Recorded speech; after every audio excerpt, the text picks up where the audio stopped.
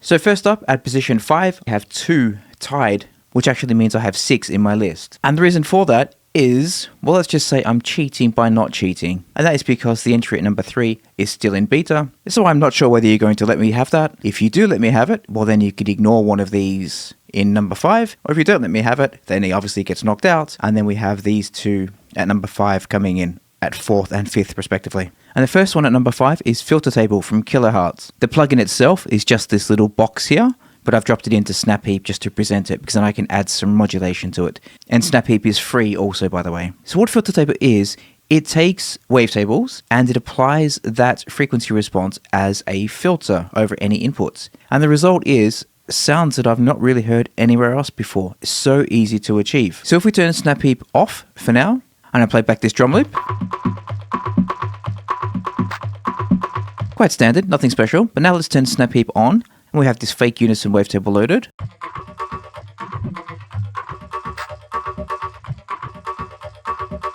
And then I have the random down here to modulate the position of the wavetable.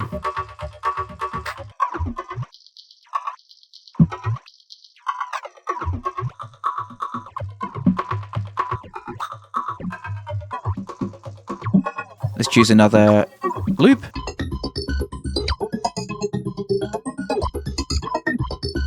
With Snap Heap off, or Filter Table off.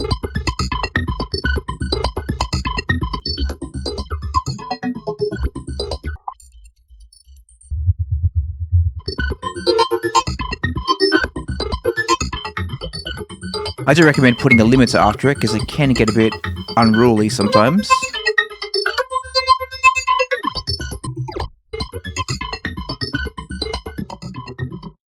So let's choose I'm going to choose one of these at random. I think growls might sound interesting. A burpee.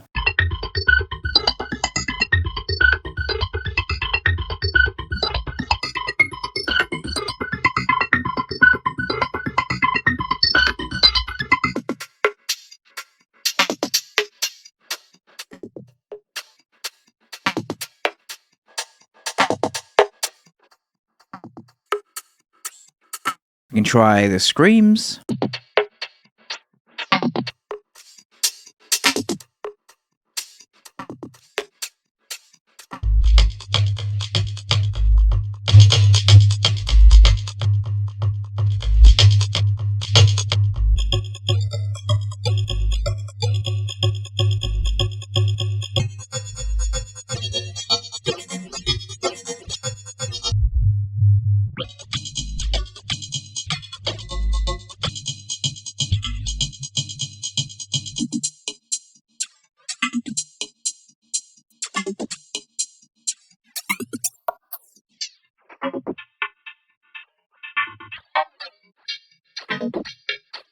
So really, such a simple concept that adds so much variation and variety to sounds that you already have, or if you add it to a preset within Faceplant, it just sounds absolutely epic. It's just a quick overview for now because I'm still yet to do a video on it. I will do that in the new year and I'll present it a lot more in depth in that video, but a very, very well-deserved position at number 5. So moving on to the next one, we have Sigman from D16. And anyone who follows this channel for a little while knows I'm a massive D16 fan, and that's because they constantly release awesome stuff I don't think they've ever missed. And here we have their flagship delay unit, and essentially it is a 4-unit parallel delay chain. So you can see here we have mixer 1, 2, 3, 4, and then each of the delay sections here. So for example, you could totally mess something up, in a good way obviously, with the first delay line. Then the second one you can add maybe some kind of comb filtering, and the third one you could add maybe a conventional 1/8 dotted or something along those lines.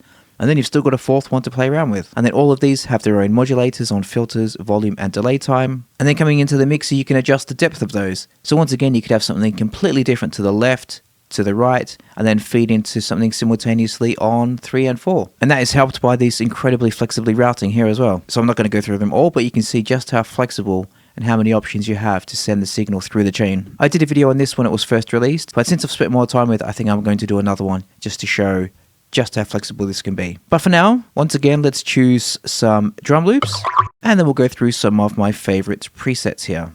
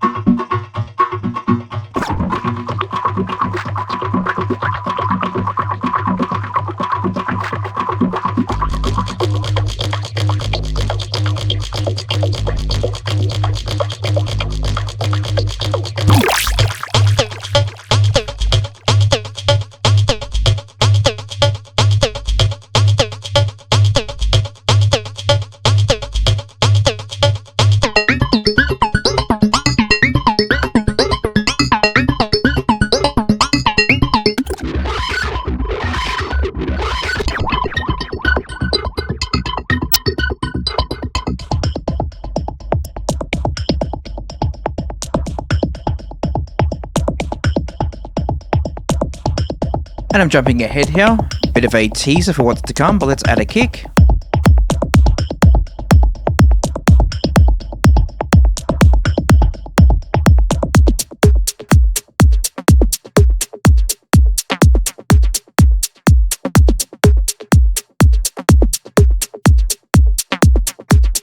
It's just an instant techno machine, this thing.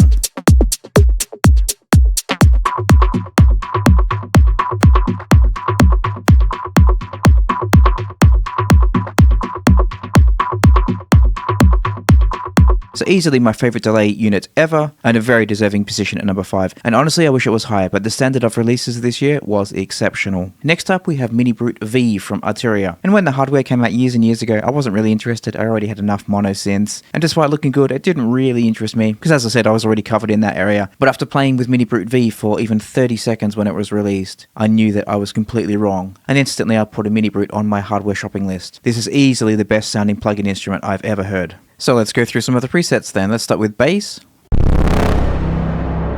And honestly, I genuinely picked just the first one on the list and basically at random. And instantly you can tell it just sounds truly ballsy.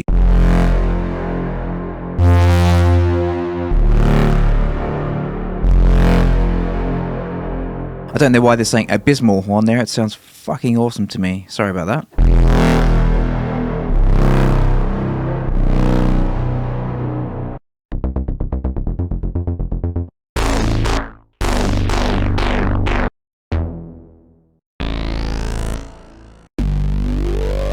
And the reason for that truly ballsy aggressive sound is on account of this Steiner Parker filter.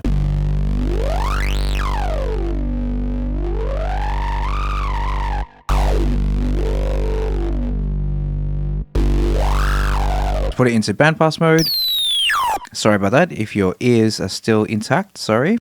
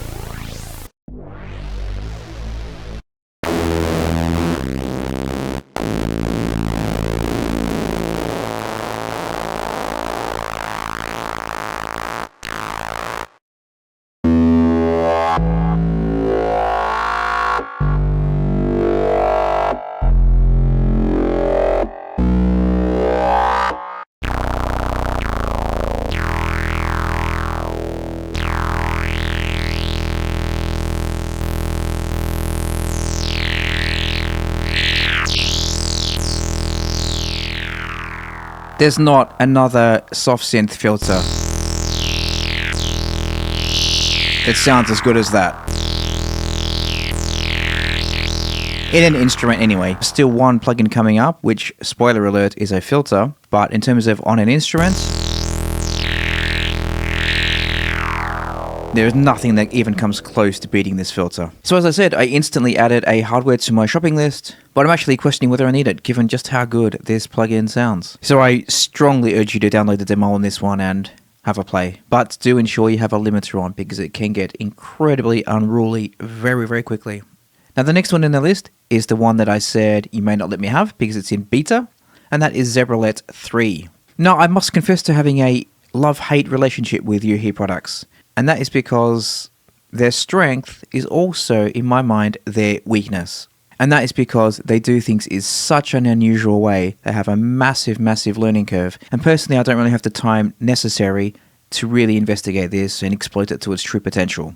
So for that reason, I haven't really used it much. But the point being, it does things I've not seen anywhere else, and it's truly pushing the boundaries of what a soft synth should be and should do. And I don't know about you, but I'm absolutely sick to death of more MiniMrute emulations or more Pultec emulations. I know that's an effect, but you get my point. They've been done to death, and show us something new. The only limit these days is imagination. One person, however, who I'm sure you all follow, is Dash Glitch, and he has created an awesome preset pack called Wild. I will put a link in the description. And given he's invested the time and he's the expert, let's listen to what he's been able to achieve with it. I'm going to pick some at random. Genuinely, that was at random, and instantly I'm impressed.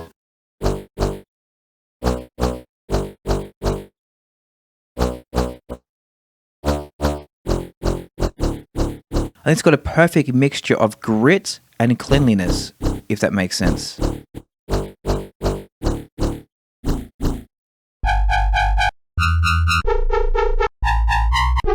I think my exact same comment would apply there also.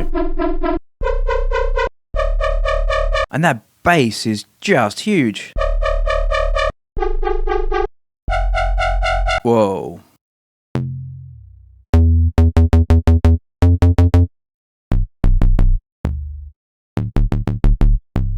Very nice side bass. Let's go acid residue.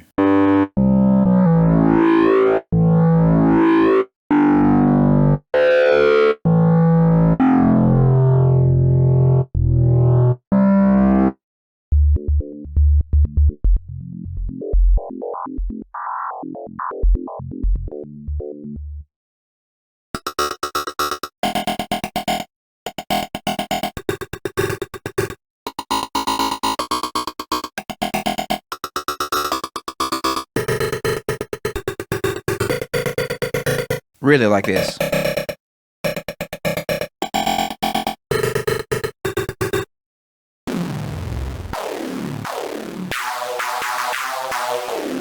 I'm not going to go through them all, but I would encourage you to download this. One thing I failed to mention is that this is actually free. The full version of Zebra 3 obviously won't be free, but this is the little baby cut down version, and this one is indeed free. So download this from KVR. I'll put a link in the description. And also, I recommend grabbing this pack from Dash. This isn't a sponsored segment. As I said, I just wanted to make the most of his presets, given he is much more advanced in preset design in Zebra than I am. And wow, just by accident, I've stumbled on this. And this could be my new favorite FM lead ever. Wow, Dash, you smashed this preset. Obviously, it's an SSQ copy from Serum. But my god, it sounds good. Alright, let's move on to number 2 now. And Kick Ninja is a prime example of what happens if a big developer gets complacent. So I'm not going to mention any names, but there was another big kick synth that was the default for years and years and years. If someone made a kick, you didn't even ask where it was from, you just knew it was from that synth. They had years and years to bring updates, and it was only this year, coincidentally in the same month that Kick Ninja was released, that they actually released a new version. And in the meantime, Jay, otherwise known as The Him, was sitting in his studio developing this. And within 1 week of launch, it was being talked about in the same sentences as the other guy.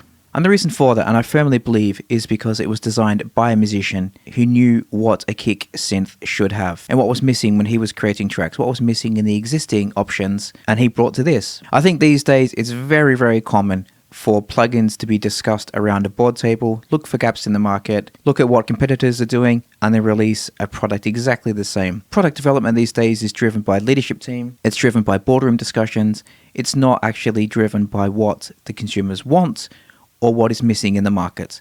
Very few companies do that. And I will say that all of these 6 products I'm listing in my top 5, confusingly, all of these developers do that. They all bring new things to the table. Maybe Arturia to a lesser extent, if I'm being honest, but they still release quality products constantly. And when you consider the development budget of the other big player, must have been quite substantial, and yet one guy is able to come along and make a product that, in my mind, absolutely smashes it out of the park. And only now have there been updates from the other guy that replicates what Kick Ninja is doing. So let's have a listen to it. This was the kick that was playing earlier. So what we can do is we can drag a sample in. This is from my own pack. We can import that kick.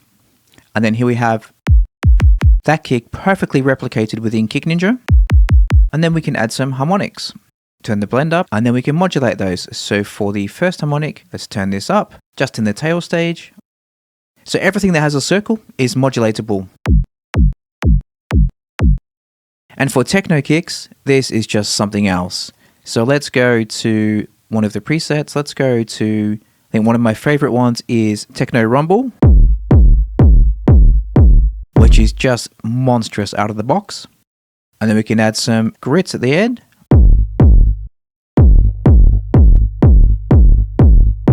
And then for the third harmonic, well, it's already had some modulation in there. Let's turn it right up at the start.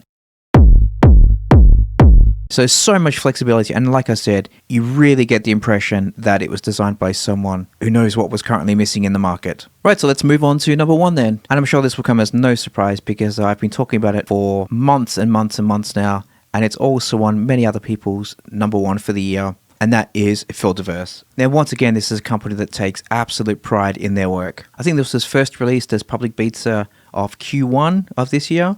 And you might say, well, 9 months of beta, it's quite a long time. But I think you can count on one hand the number of hours of sleep that the Polyverse team have gotten this year. They have been working like crazy to get this out and make it the best product that it can be. And it truly is an absolute monster. And even still, it's not finished yet. If we click on the filter types here, you can see that this space is blank. I believe this is going to be filled up with more filter types. And I think, like I said before, it's doing it a massive disservice to just say call it a filter machine. As you can see here, we have some flange effects, we have a cabinet, we have a decimator, we have some delays, there's reverb. It's much more than a filter. And also with the recent update, it can now be used as a synth.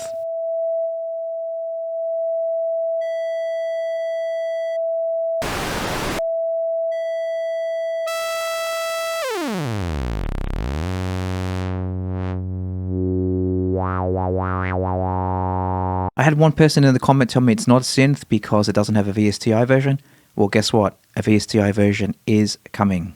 So let's play back these same drum loops and then we'll go through and find some presets, shall we?